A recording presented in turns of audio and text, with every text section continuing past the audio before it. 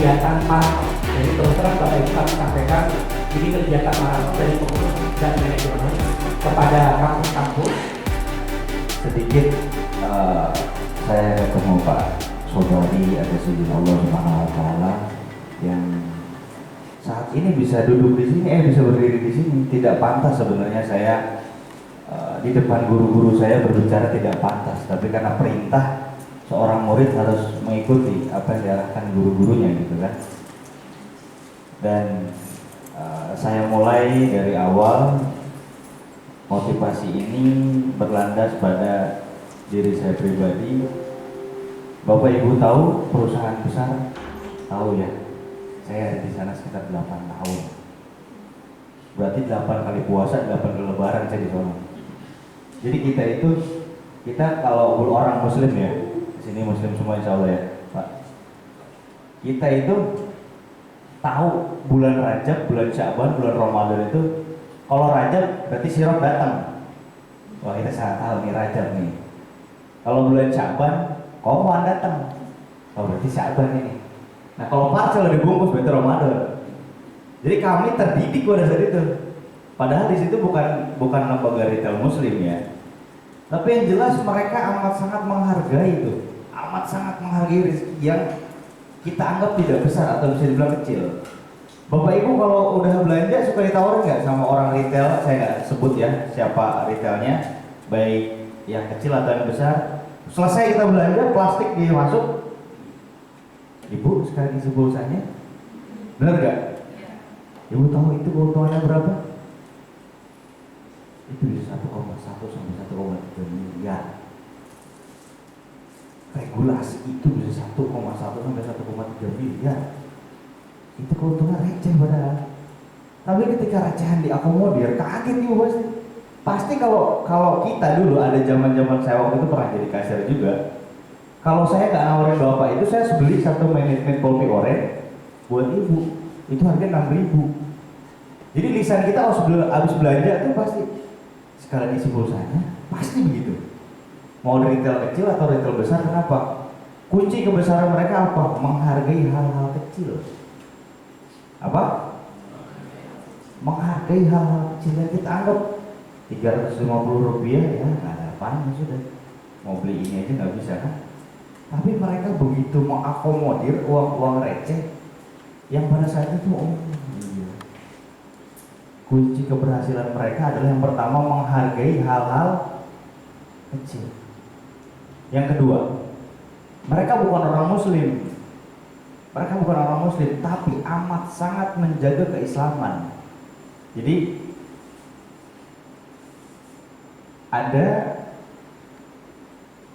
kalau di salah satu ada yang jualan di rumah, udah ada jualan ada. Ibu misalkan jual jaket atau jual magicom misalkan, di satu tempat itu terpencil banget tempatnya. Tapi ibu tuh melayaninnya, Ustaz, gitu. Kalau nanti rusak kesini aja Ustaz ya. Itu pelayanan itu dikedepankan, harganya mahal. Tapi karena kita dilayani dengan baik, ya udah ke situ aja. Iya ke situ aja ya. Tapi tempatnya mewah di tengah jalan. Nggak bisa ya. Supermarket di tengah jalan, di pinggir jalan. Wah, masuk mobil parkirannya enak. Kita datang, ya cari apa Bu? Ya situ aja mobilnya. Paham nggak maksudnya? Ada tuh kayak gitu kan pelayanan. Udah Pak, bilang itu harganya ada Pak dulu. Oh, ternyata mereka melakukan sesuatu dari hati. Yang kedua, yang pertama dia bersyukur, yang kedua dia kerja dari hati. Maaf, dalam Islam keberkahan itu akan membawa ketaatan. Kerja, yang satu gajinya 40 juta, yang satu 9 juta, yang 40 juta nggak tahu anaknya narkoba, susah pulang, sama orang tua berani nunjuk-nunjuk. Yang 9 juta mondok. Nanti dilanjutkan ya secara komparasi bisnis sama Pak Sarka nanti, karena beliau salah satu alumni perbankan dan saat ini aktif di Badan Koperasi. Akhirnya kita ketemu pada saat itu dan sekarang menjalin ini gitu. Jadi saya belajar kita combine. Oh iya, pertama bersyukur, yang kedua melakukannya dari hati. Ya, Bapak misalkan nanti jualan pecel atau apalah, Pak, sama pecelnya, ada nggak? Kita tuh udah beda tuh. Hati kalau nggak main begitu. Suara kalau enak nyanyi, kalau dari hati ketemunya hati lagi sampai nangis kadang-kadang kita. Sampai nangis menjiwai gitu. Berarti dagang itu pertama jangan lihat untung. Jangan dulu lihat untung, niatnya itu apa? Kalau kita semua lihat untung, pengennya gede semua. Nggak mau mulai yang kecil. Apa usaha kayak gitu, misalnya kita semua jualan apa ya, untungnya kecil, pasti berpikir nggak bersyukur tuh. Tapi kalau kita mikir ini tuh titipan dari siapa, beda. Saya kasih pulpen ini misalkan dari Pak Sobari, saya jaga baik-baik karena ini dari pimpinan koperasinya Al-Azhar. Tapi kalau ini pulpen yang ngasihnya orang biasa ya sudah, saya tahu di mana aja. Makanya sedikit motivasi dari kami orang-orang yang bergerak di bidang cilok gitu ya, bergerak di bidang cilok yang saat ini alhamdulillah cilok itu sudah lebih dari 700 outlet. Jadi berarti sama ini 701 berarti ya. Ada di Al-Azhar sekarang. Ada 701 ya. Ini semua kami dititipin Allah 700 outlet gitu. Yang mudah-mudahan nanti ibu bapak bagian dari kita semua yang memang nanti bisa membawa kemanfaatan. Aneh Pak Sarta dulu bukan sosok yang religi pada saat itu, kalau sekarang udah religi ya. Tapi dia bilang sob, bahasanya sob ya, ini kan lagi ini sob, kita jualan sob. Tapi kita harus mikirin juga ini makan anak-anak. Saat itu saya masih pakai peci pulang aja. Dia bicara udah agama, kita kan malu ya. Dia bicara religi, saya orang religi. Maksudnya gimana? Kita kan buka usaha cilok, tapi jangan sampai kita masukin bahan-bahan pengawet ke perut mereka.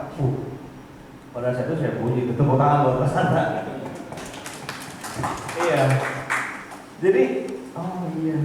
Dari situ dari hati itu berarti kerjanya dari hati. Yang kedua poinnya nih. Yang pertama tadi bersyukur, yang kedua dari hati. Saya bilang berarti dia nggak mikirin keuntungan doang, dia mikirin perut anak-anak kita semua gitu ya. Dari kita semua yang makan. Sampai izin dinkes diurus sama beliau. Dia pastikan bahan-bahan kita tidak berpengawet dan aman konsumsi dari anak kecil sampai emaknya anak kecil sampai bapaknya anak kecil. Jadi emak bapaknya makan itu jadi aman. Iya, alhamdulillah karena kita ada niat Allah buka jalannya tanpa pengawet. Rasanya insya Allah nanti kita coba ya. Tester sama-sama. Alhamdulillah terlaksana tanpa pengawet dan izin dari kenegaraan, berarti kita haki ya Bang? Sudah haki gitu, jadi dilindungi oleh undang-undang. Yang ketiga terakhir, sebelum nanti Pak Sarta berikan pandangannya, yang ketiga kita lihat peluang. Jadi apa sih namanya? Bukan berarti terkadang ini saya jualan di sini karena rame. Tapi kalau kita ngelihat peluang rame atau tidak, ada tempat ya buat kita jualan.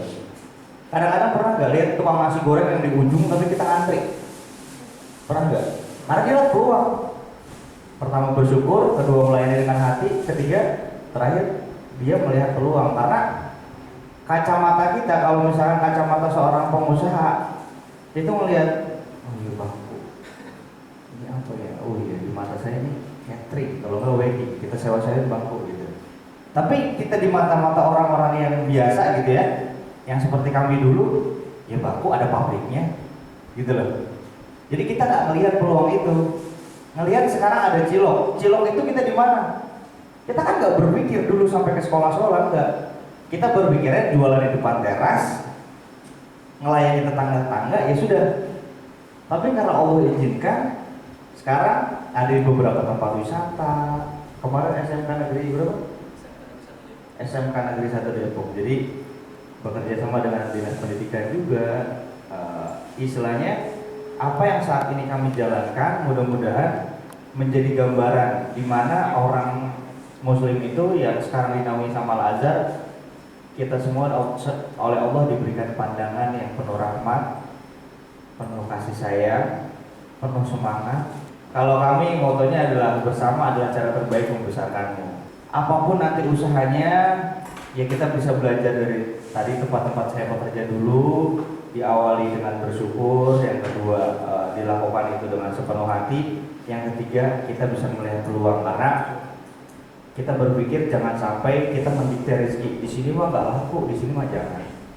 orang-orang yang nggak sepandangan sama kita nggak berpikir itu. Kita masih di tempatnya, orang di handphone, keyakinannya masih kuat. Siti Hajar tuh bolak-balik air Zam-Zam. Ya mudah-mudahan yang belum berangkat ke tanah suci Allah mudahkan, yang udah balik mudah-mudahan bolak-balik. Amin. Saya nanya, saat ini mana Siti Hajar? Oh iya, ini saat ini Siti Hajar ini dari Sompang orang jauh amat.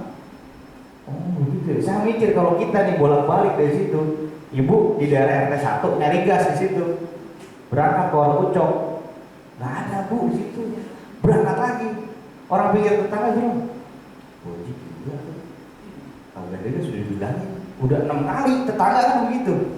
Bu Haji udah nggak ada, Pak Haji udah nggak ada, gas di Ucok kosong.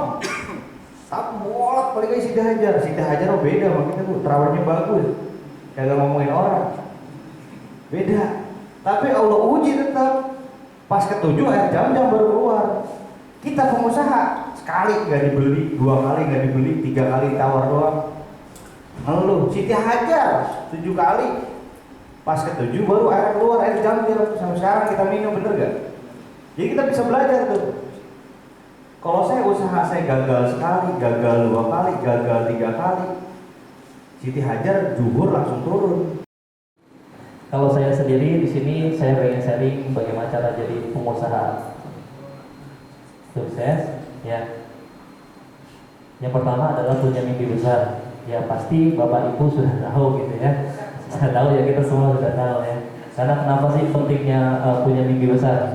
Ya, pasti kita harus mempunyai 5 alasannya. Ya, ini pasti nanti Bapak Ibu bisa menafsirkan, memaknainya sendiri ya. Jadi kalau saya lebih bercerita ya Pak tentang rancangan yang tadi saya buat dalam buku catatan saya pada saat kelas 2 SMK. Jadi kelas 2 SMK itu saya udah senang jualan sebenarnya Pak. Gitu. Karena bapak saya seorang pedagang kecil ya, tadi cendol keliling. Ya. Tapi mungkin itulah bagian daripada nilai plusnya. Nah, DNA-nya masuk ke saya gitu kan, sehingga saya didorong untuk masuk ke akademisi, saya mampu mengembangkan gitu kan. Jadi paradigmanya mereka saya rubah paradigmanya baru sesuai dengan apa yang saya dapat ilmunya di lapangan, gitu ya. Nah, jadi untuk mempunyai mimpi besar, harus mempunyai alasannya sebagai berikut ya. Jadi kalau saya ditanya kenapa sih saya harus sukses ya Pak, jadi pada saat kelas 3 SMK Bu, Bapak Ibu ya, saya itu ditinggal oleh ibu ya. Ibu saya meninggal dunia. Pada saat itu saya baru semester 1 selesai ujian Bu, nggak lama meninggal dunia. Pada saat itu meninggal di RSUD Kota Depok Sawangan ya. Di situ saya down Pak, saya down. Padahal saya sudah mempunyai mimpi besar. Saya pengen nerusin cita-cita apa yang kepengen jadi harapannya ibu saya itu. Nah, begitu ibu saya meninggal dunia, saya down, saya malas doang. Saya mau sekolah udah malas, gitu. Karena udah ke mindsetnya apa ya? Sumber inspirasi saya udah gak ada. Ya, orang yang ngebawel saya tiap hari gak ada, gitu. Tapi begitu saya dapat, alhamdulillah ketemunya orang baik ya Pak. Salah satunya karena saya dekat sama guru SD, guru SMP, SMK gitu kan. Saya tuh silaturahmi. Makanya manfaat dari suara silaturahmi itu benar Pak yang saya rasakan. Memanjangkan umur ya, memudahkan rezeki ya, memberikan dampak keberkahan. Sehingga saya begitu saya main ke tempat guru agama waktu itu ya, guru agama, tapi karena saya dekat sama guru agama yang SD ya Pak, saya mampir gitu kan. Saya pengen bisa pencerahan gitu kan. Saya pengen ada motivasi gitu kan. Sehingga saya kedorong, saya lanjutkan lagi gitu kan. Lanjutkan lagi kepada apa yang saya cita-citakan itu, yaitu adalah meneruskan cita-cita daripada ibu saya gitu kan. Sehingga kalau misalnya saya nggak berhasil, saya gagal ya, pihak-pihak yang dirugikan itu siapa? Termasuk sedihnya ibu saya itu saya tahu gitu ya, begitu dia sedih bercucuran air mata, saya nggak ingat. Saya ingat lagi, oh ternyata benar apa yang disampaikan oleh Bapak Ustadz, Bapak Guru. Orang hidup itu harus punya tujuan, harus punya target, ya, sehingga akan termotivasi terus. Ya, hadirkan faktor kenapa Anda harus sukses, masukkan dalam hati, ya, sehingga itu Pak yang menjadi motivasi saya dari dalam. Jadi kalau misalnya saya lagi nggak ada konsep gitu ya, lagi mager, saya ingat lagi. Bahkan saya suka buka buku catatan saya di kelas 2 SMP tadi itu yang saya susun. Pertama saya pengen jadi pengusaha, kedua minimal PNS, ketiga ada pegawai swasta gitu kan. Itu saya balik lagi ke situ, terus pikirannya saya lihat target-target apa di tahun ini saya buat apa, di tahun berikutnya saya buat apa. Ya, target-targetnya itu saya pakai dengan metode dulu gitu. Oke Pak, ini Bapak pasti sudah bisa memaknai, ya kan? Lalu mewujudkan mimpi itu Pak. Jadi kalau kita sudah punya mimpi, saya sudah men-setting gitu kan mimpi saya seperti itu, pengen menjadi pengusaha muda yang sukses gitu kan. Alhamdulillah Allah memberikan jalannya gitu kan. Lalu kemudian saya sudah menghadirkan faktor kenapa saya harus berhasil, ya. Kemudian biar mimpi itu nggak halu, ya, biar real gitu ya. Mulailah saya cari tahu, ya, karena dengan ilmu itu hidup itu mudah, betul ya Ustaz ya? Dengan ilmu hidup itu mudah, ya. Dengan agama hidup itu sederhana, dengan seni hidup itu indah ya Pak. Nah, ini saya belajar daripada orang-orang hebat di luar sana Pak. Ya, jadi lakukan dengan teori paksa, Ray, attitude, knowledge, skill, dan action. Nah, Ray-nya pasti Bapak Ibu ya sudah tahu bagaimana Allah sama kuasa meridui langkahnya kita. Pasti kita harus tahu ketentuan-ketentuan apa, hal-hal apa yang harus kita patuhi, taati gitu kan ya. Oke. Lalu attitude-nya Bu, saya begitu masuk di ranah usaha, ya, saya belajar banyak di lapangan, attitude, sikap. Ketika saya dulu marketing Pak, jadi saya itu kalau misalnya menawarkan pembiayaan gitu kan, kalau nggak pakai attitude, orang udah nolak duluan, kan pasti gitu ya. Makanya itu ada cara-cara dari Bapak Ibu gitu kan, yang memang tentunya mempunyai cara-cara gitu kan, bagaimana sikap kita harus dibangun gitu kan. Minimal kan kita sopan dulu, setelah sopan baru diterima gitu kan, sehingga baru tuh masuk tuh apa yang pengen kita tawarin gitu kan. Nah gitu kan. Lalu knowledge, nah knowledge sangat penting Pak, bagian daripada tadi untuk arah kesuksesan itu tentunya dengan ilmu ya Pak. Jadi ketika saya men-setting saya pengen arahnya ke usaha, ya kan? Tapi kan karena dulu itu belum punya modal ya Pak, belum punya modal, ilmu juga masih minim gitu kan ya, relasi belum kebentuk, sehingga saya bekerja dulu, tapi paradigma itu udah mulai kebangun tuh, mindsetnya udah mulai kebangun. Jadi gini, ketika saya bekerja, memperoleh penghasilan, ya kan, mendirikan aset. Setelah itu baru memenuhi kebutuhan hidup dari hasil aset, bukan dari hasil kerjaan. Itu yang saya ambil paradigmanya. Jadi gini, kalau kata orang, ya, ilmu itu ketika dapat satu, mulai dipraktekkan gitu kan. Sehingga kalau sudah dapat teorinya, lalu dilakukan, ya kan, actionnya, maka akan efektif gitu kan, akan mengena gitu ya. Nah makanya saya waktu itu gini, sudah men-setting saya pengen punya usaha, saya pengen punya aset yang menghasilkan untuk memenuhi kebutuhan hidup saya gitu kan. Sehingga saya bekerja, waktu itu awal bekerja itu saya di retail Pak, pernah saya di retail furniture dari Italiano, Jakarta Pusat waktu itu. Terus saya kerja di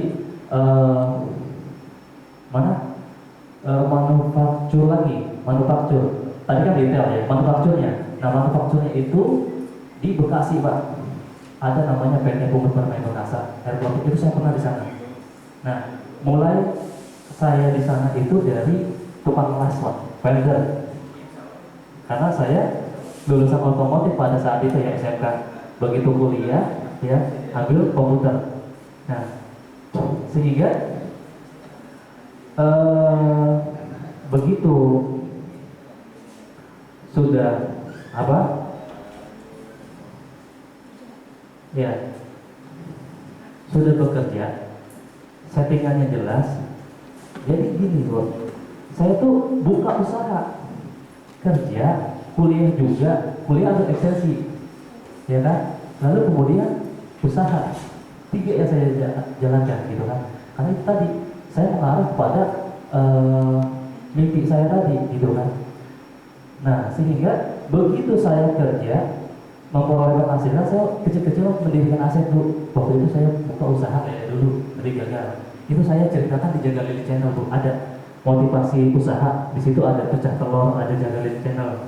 Sekarang gampang kok, ya mendapatkan inspirasi usaha. Nah, termasuk Jaga Lili Channel itu meliput tuh. Saya ceritakan tentang susah payahnya saya, gitu kan, tentang bagaimana saya mengambil peluang-peluang gitu. Nah, saya ceritakan di channel itu. Nah, sehingga saya nggak ketakutan, Bu. Kalau misalnya nanti adanya PHK gitu ya, pengurangan hubungan pengurangan karyawan, ya pemutusan hubungan kerja, saya nggak takut lagi karena saya punya aset minimal kecil-kecilan. Jadi saya nggak ada istilah nganggur, nggak ada di saya pikiran saya, gitu kan? Nggak ada di pikiran saya tuh saya lagi nganggur, enggak. Kata-kata itu mempengaruhi alam bawah sadar saya. Maka saya nggak pernah posting-posting yang urusannya tuh lebih ke menjatuhkan, ya menjatuhkan mental kita, mindsetnya kita gitu kan, buat kita doang. Saya nggak pernah.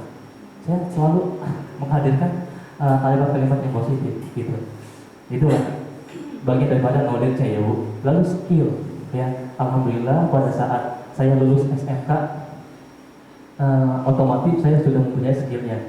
Lalu di otomotif itu saya juga diajarkan las. Alhamdulillah waktu itu saya di manufaktur Bekasi tadi, saya seorang welder. Kemudian saya sambil kuliah gitu kan, ekstensi saya ambil, pimpinan perusahaan PT Pumut itu tahu kalau saya kuliah, akhirnya dinaikkan sebagai PPIC, Bu, Product Planning Inventory Control. Karena saya kan komputer ya, saya bisa, Pak. Sedikitnya saya pemrograman saya bisa gitu kan, ilmu pemrograman webnya saya bisa gitu kan.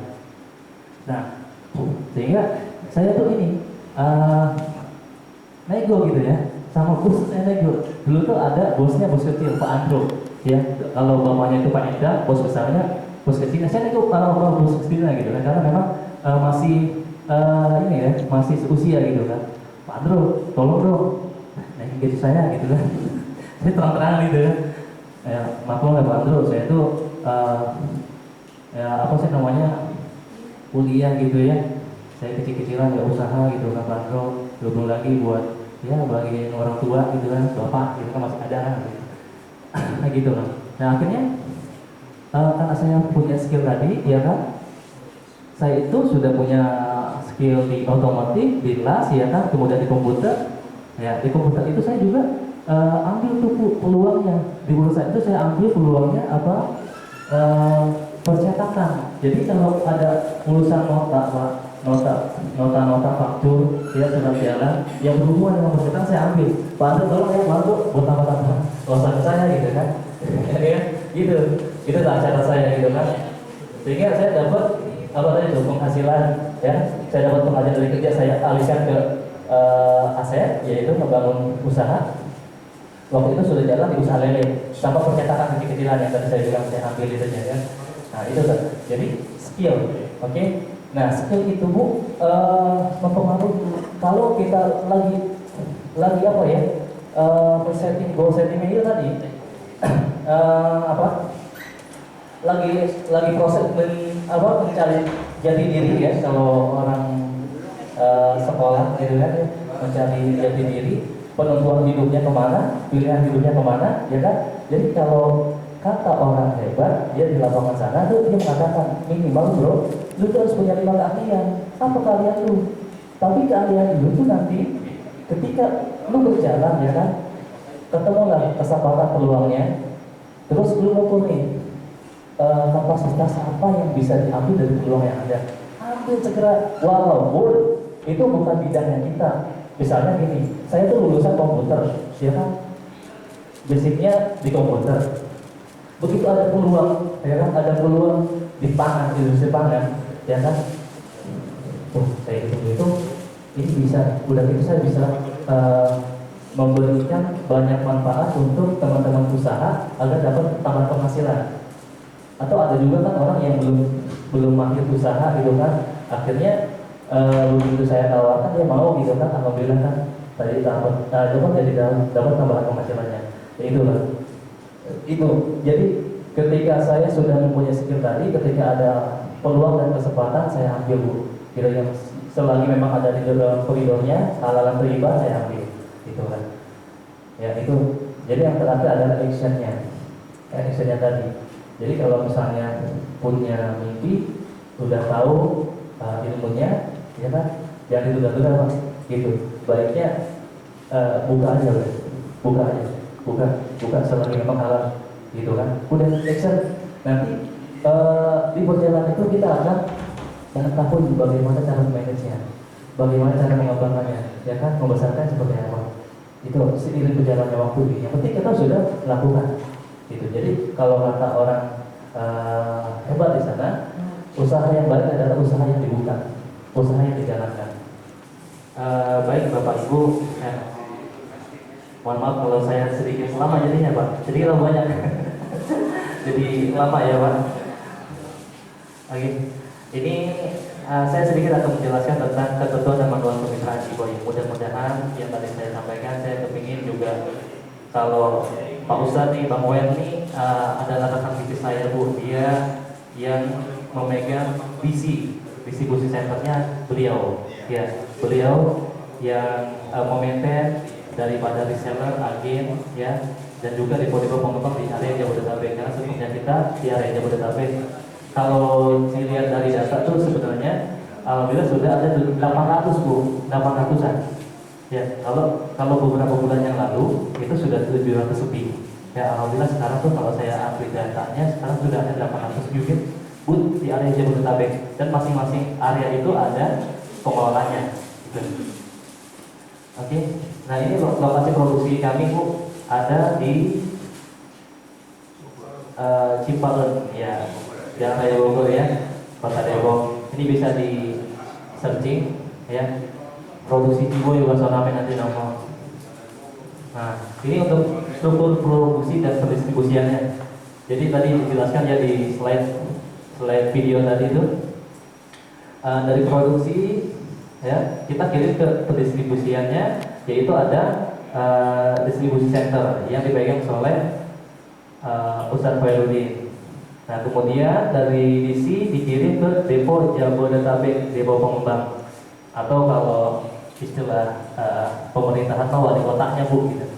Wali kotanya nih, gitu kan, yang megang skopnya kota. Gitu. Ini untuk di plasma ya. Nah, lalu di bawahnya depo itu ada agen. Jadi kalau kota itu ada kecamatan kan ya Bu. Contoh kita di Depok ada 11 kecamatan. Nah, masing-masing kecamatan itu dipegang oleh agen. Satu kecamatan satu agen Pak. Gitu. Oke. Nah, itu reseller. Untuk reseller yang menjual langsung ke konsumen, gitu ya. Jadi kalau dari depo dikirim ke agen kirim ke reseller. Nah, reseller nanti yang urusannya jual langsung ke konsumen Pak. Gitu Pak. Nah, ini untuk produknya. Produknya cilok original isi 110 biji ya. Bakso coloknya original isi 50 biji. Sudah dikemas seperti ini, di clip ya, di press. Sudah mengikuti penyuluhan keamanan pangan juga dan sertifikasinya. Bahkan kalau ada kegiatan-kegiatan pelatihan juga saya mengikuti gitu kan. Nah, besok juga tuh ada acara GMP, Good Manufacture Praktik gitu. Nah, itu diselenggarakan oleh Dinas Perdagangan dan Perindustrian di Wisma Hijau. Besok dari Senin sampai hari Kamis Pak, saya akan mengikutinya. Makanya ini untuk menjaga daripada kepercayaan konsumen gitu ya, karena kita nggak pakai bahan pengawet dan lain-lain, itu bisa dites Pak. Dites kalau misalnya hari ini nih Pak dikukus, nggak ditaruh di dalam freezer, taruh aja di suhu ruang, itu besoknya asam Pak. 2 hari berikutnya berjamur, kuning gering itu udah nggak bisa dimakan gitu. Itu salah satu cara tes makanan yang simpel ya Pak. gitu. Tapi kalau di lab bikin sanitasi itu kita sudah ada apa cek labnya, termasuk cek air, cek karyawannya kita Pak, gitu. Semua itu dicek. Nah, per 6 bulan juga mereka datang Pak, termasuk kemarin dari dinas koperasi juga datang untuk monet, ya dari dinas kesehatan untuk cek apa berkala tuh kesehatan karyawan gitu ya. Itu kalau di Depok seperti itu. Nah, terus juga sudah kami daftarkan halaman MUI-nya, ya terdaftar di HAKI itu untuk Ciboynya ya terregister. Jadi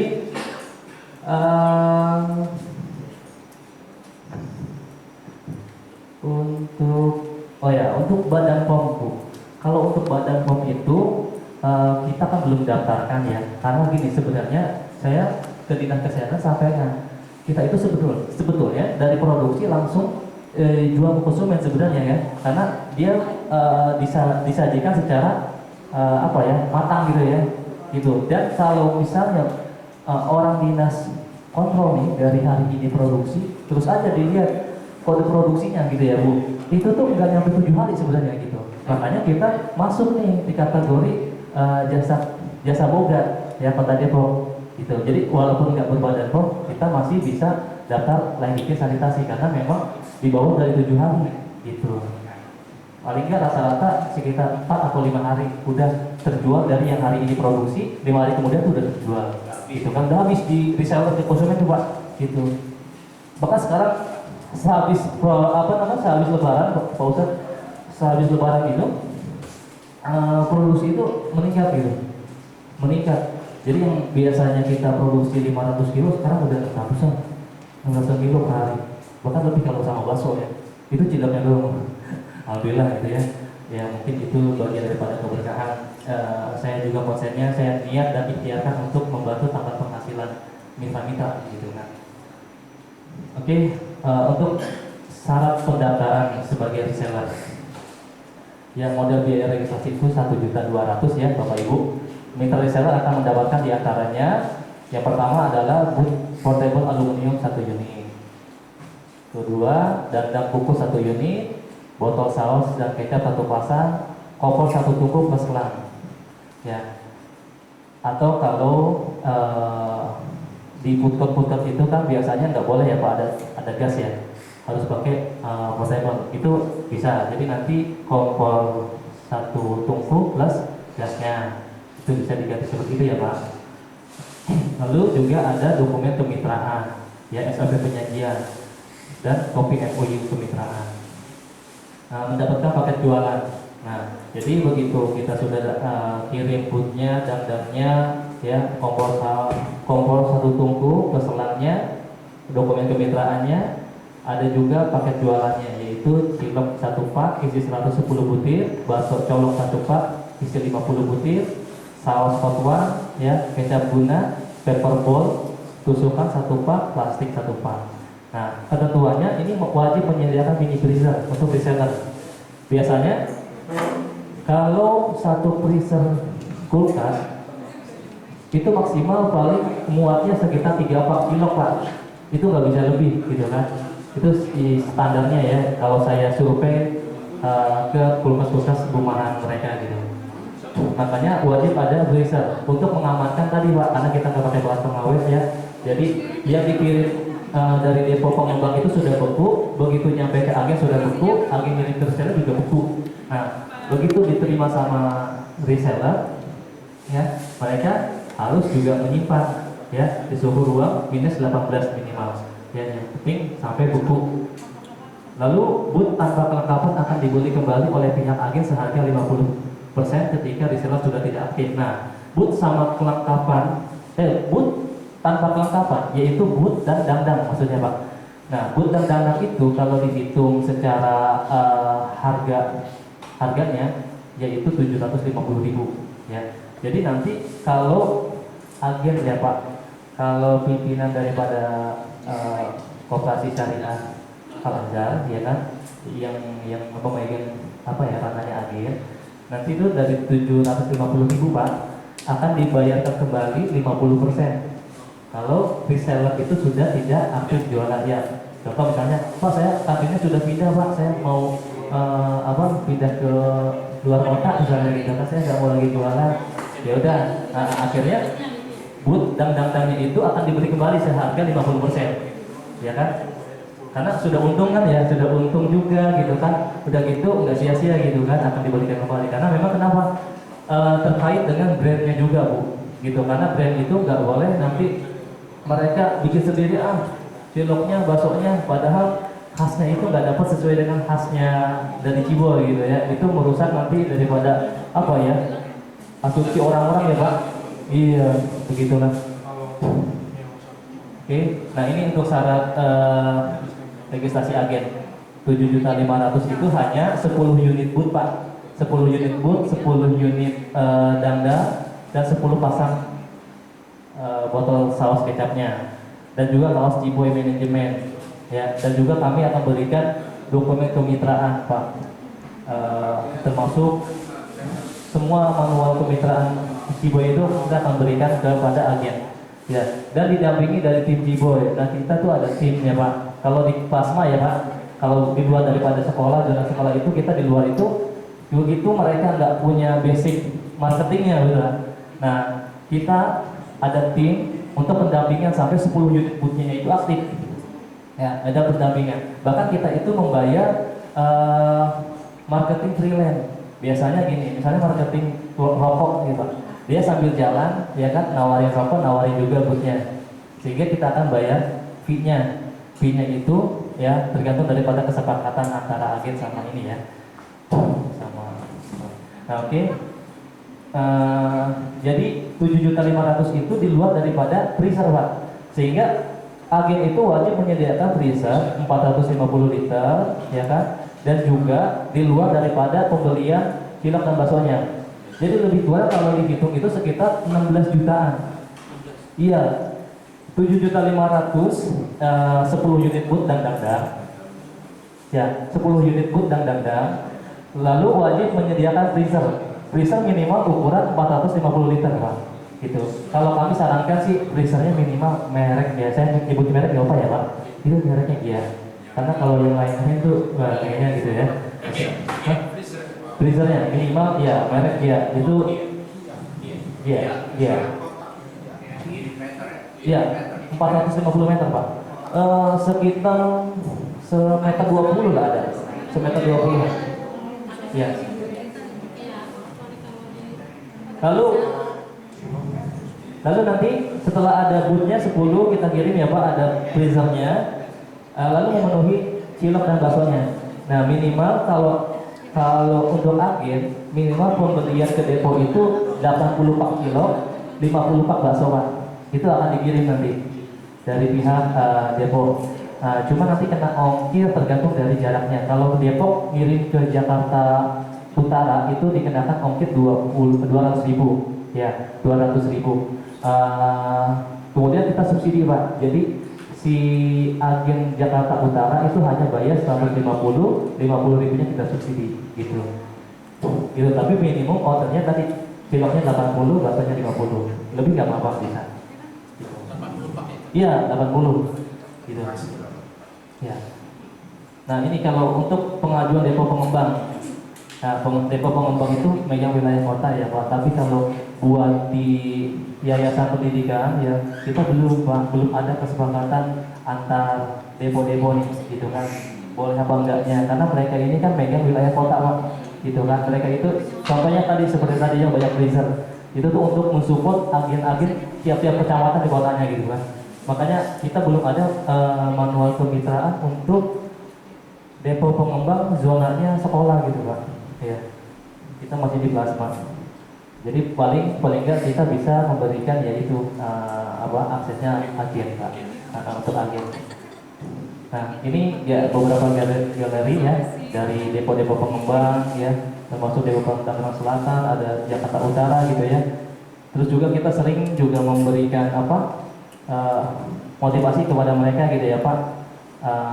Dan juga gini, kalau ada penjualan yang bagus gitu kan, kita naikkan di konten Pak, untuk memotivasi yang lainnya juga gitu kan. Karena gini, ketika mereka ngeblas sekitar 100 booth Pak, katakanlah satu agen punya 100 booth seperti Pancoran Mas Depok.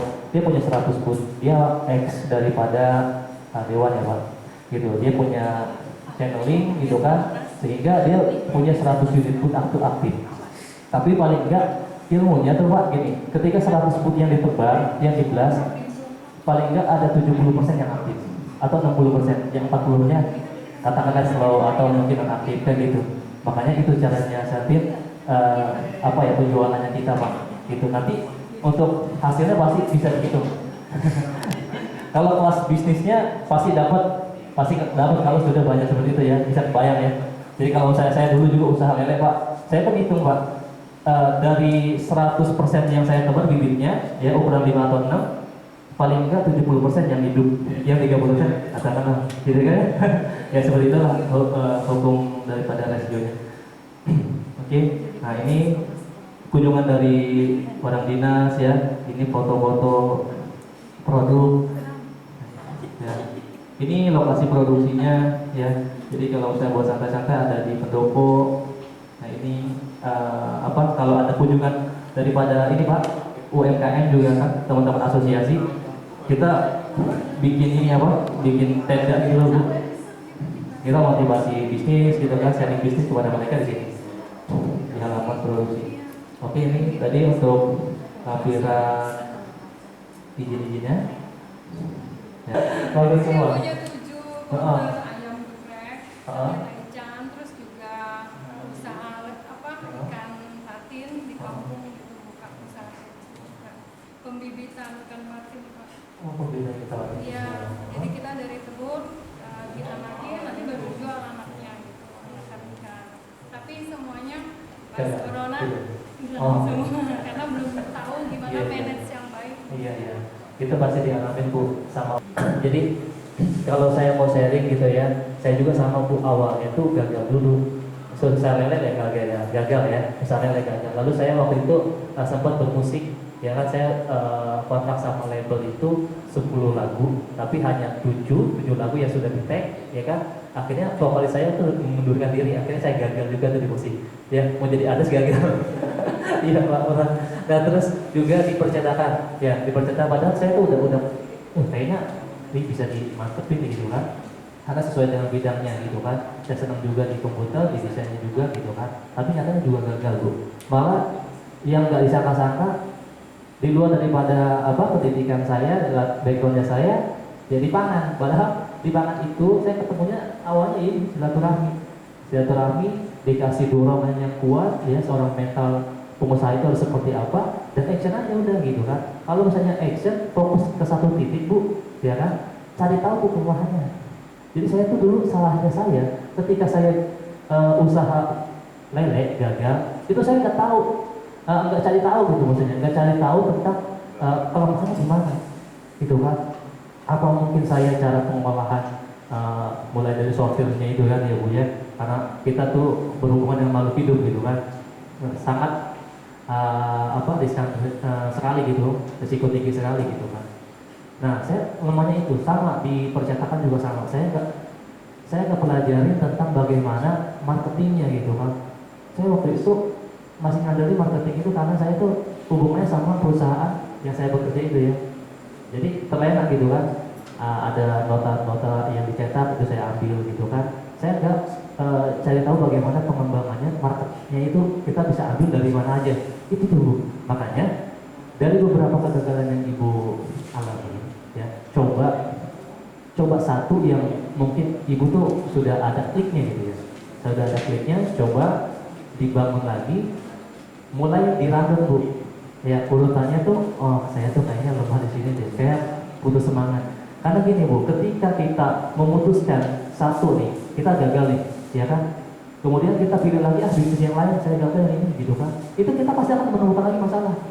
Kalau misalnya kita cari tahu sampai matang dari A sampai Z, kita tahu gitu cara penanganannya, orientasinya pada solusi, ya kan, kelemahannya kita di mana, ya kan, fokus pada satu titik tadi, maka akan berhasil tuh gitu.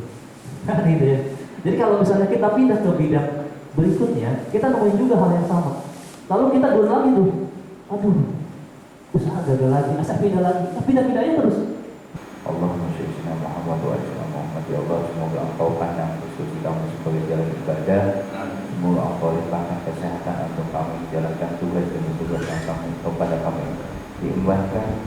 Allahumma sholli ala Muhammad wa ala Muhammad. Semoga dimudahkan rezeki kami untuk perlahan-lahan kami memperbaiki keadaan ini, ya Allah. Kalau angkat derajat kami dunia dan akhirat, terlepas dari tempat ini kami ditenangkan, diberikan keberkahan setiap langkah-langkah yang kami jalankan. Rabbana atina fid dunya hasanah wa qina adzabannar. Subhana rabbika rabbil izzati amma yasifun. Wassalamu ala mursalin walhamdulillahi rabbil alamin. Assalamualaikum warahmatullahi wabarakatuh. Ya, alhamdulillah kami mendapatkan penguatan dari Pak Sarta dan Ustadz Awan berkenaan dengan bagaimana mengambil peluang untuk berusaha, karena tidak mudah. Mindset kita yang selama ini menjadi pegawai dan kemudian kita beralih bermindset sebagai seorang pengusaha. Terima kasih Ustadz Awan, terima kasih Pak Sarta, sukses selalu dalam mengelola usaha. Kita bangun kesuksesan bersama.